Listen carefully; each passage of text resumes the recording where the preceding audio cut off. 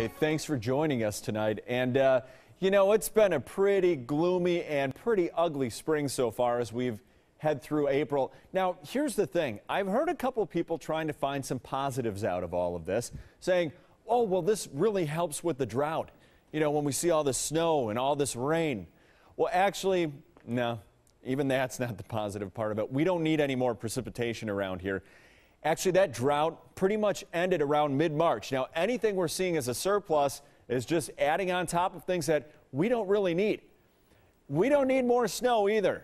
I mean, we're heading through April now. We've seen our fair share. Now, as we head through tomorrow morning, by the way, we're going to have a frontal boundary just kind of to our south, bringing a shield of precipitation. That's what I'll call it, because some of us are going to start off with a little bit of sleet, some snow, but gradually that changes over to rain.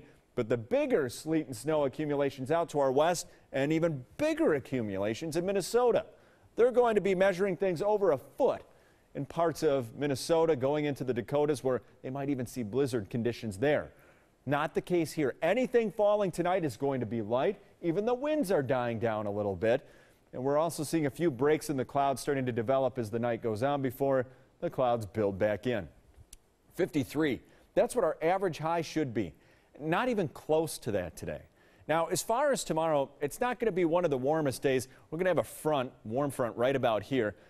If we could just move this a little bit further north, we'd have a break from this cold.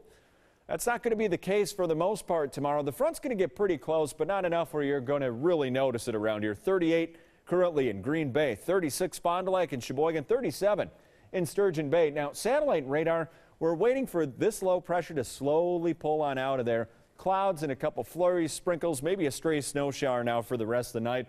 But most of the night actually pretty quiet. It's tomorrow. This next low pressure going to come rolling on in here. Front going to be to our south. We're going to see the shield of precipitation work its way in as the morning wears on.